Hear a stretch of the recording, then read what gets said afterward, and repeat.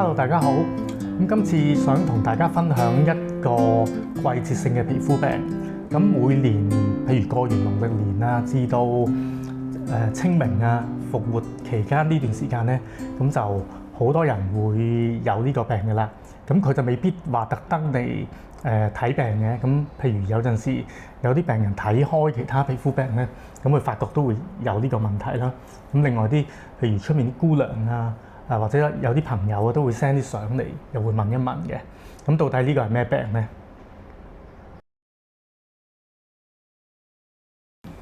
咁呢個病就係汗皰疹啦。咁汗皰疹就係一啲細細嘅疹粒啦，佢裏面可以有啲水泡仔嘅。咁多數出現喺啲手掌啊、手指啊或者前臂呢啲部位。咁喺腳咧都係一樣啦，就出現喺啲腳掌啊、腳趾啊，咁啊腳板側邊嗰啲位咧都好常見。咁佢嘅特徵就係極度痕癢啦，咁同埋佢望落去就好細粒嘅，有時未必望到嘅。不過你就一定知道會出咗一啲咁嘅疹啦，因為佢好痕癢嘅。咁有陣時痕到拗穿咗你就會發覺㗎啦。咁頭先講到啦，多數就係農曆年後啦，咁至到清明復活呢段期間，因為啲溫度開始上升啊，去到接近見到30度啊，即係而家咁嘅情況咧，佢就開始出嚟㗎啦。好啦，咁汗皰疹點樣嚟咧？就係頭先講到佢溫度開始上升啊，其實就係呢啲季節開始多啲水水濕濕嘅時候就會見到咯。咁佢其實同嗰啲譬如水啦、汗水啦、cream 啦、油啦，總之係同啲液體類嘅嘢有關嘅。即係話嗰啲皮膚越多呢啲濕潤嘅嘢咧，佢就越會發出嚟啦，或者會越嚴重。咁所以咧，一旦發現汗皰疹咧，咁我成日都同病人講啦，或者我啲姑娘有陣時入嚟話啊，點算啊？你意思啊咩？點搞啊？好痕啊！咁其實最重要咧就係提醒佢哋咧，千祈唔好再自己走去搽嗰啲潤膚啊、cream 啊嗰類嘢，或者油嗰類嘢，因為一搽咗嗰啲，佢越嚟越濕潤咧，佢就會可能本身1-2粒，又變咗成群5-6粒。咁成群5-6粒就變咗合併變咗一大劈嘅皮膚病啦，有成劈水啊，咁個皮脹起咗咁樣嘅。咁所以咧，一旦見到汗皰疹咧，就總之保持乾爽。其實最簡單咧，你唔好理佢，唔好理佢咧，佢過1-2日度咧，佢自己會收嗰啲水嘅。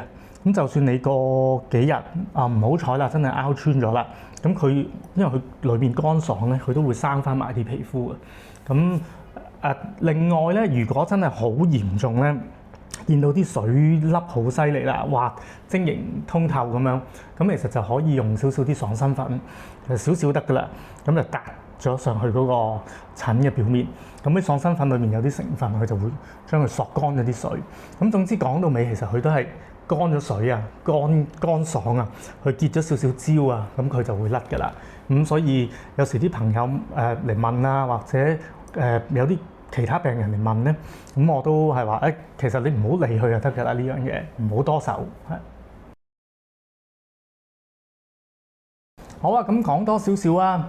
咁呢個汗皰疹雖然係低級別嘅皮膚病啦，我成日叫佢做，因為你只要熟悉佢個發病傾向啊，熟悉呢個病咧，其實就唔理佢，佢係可以自己好返嘅，就唔係話啲好難醫嘅皮膚病。咁另外就留心咧，佢個名咧有少少 fake 嘅，佢叫汗皰疹啦。咁其實佢同皰疹都就唔係嗰種嚟嘅，即係佢就唔係有啲皰疹病毒。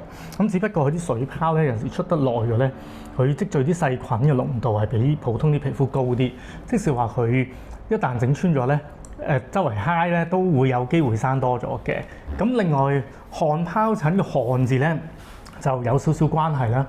咁因為佢頭先講到啦，佢汗水咧太多嗰啲人咧，佢都會容易出到啲汗皰疹嘅。咁只不過其實就唔係局限汗水啦。頭先講到其他濕水啊、搽油啊嗰啲液態嘅嘢都係會令佢差咗。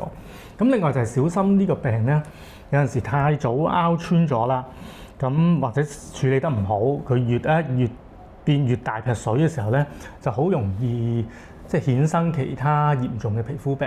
咁譬如話佢如果嗰個皮甩咗咧，好容易就變，譬如藏啲真菌啊，咁啊好容易變咗啲香港手、香港腳嗰啲手尾長啲嘅皮膚病啦。咁另外就有時真係啲人拗得損得滯啊，好多我都見過好多㗎啦。其實就會令到啲皮膚細菌感染啊，話流晒膿啊，咁即係發展到好嚴重都有嘅。咁所以就呢度大家小心啲。好，咁最後咧都講一條外洗方俾大家參考下。咁唔係我作嘅啦，又係來自嗰個叫做張作周經驗方啊。咁我成個藥物啊組成我擺喺片尾。咁不過都係提一提咧，其實呢個病就如果譬如出初頭起幾粒啊，咁就應該就唔需要用到話啊又要煲藥浸啊咁麻煩。咁另外就算你煲藥浸洗咧，個時間都要短。咁因為呢個病咧就係佢最驚就係濕水。咁你不停又哇浸好耐，有啲人唔識咧，佢如果越浸越差都有機會嘅。咁所以其實就俾大家參考下啦，呢個浸洗方就唔建議要用到咯。最好就係我頭先講一出幾粒仔嘅，唔好理佢，等佢乾爽。咁最多咧就揾啲爽身粉印一印，咁就搞掂㗎啦。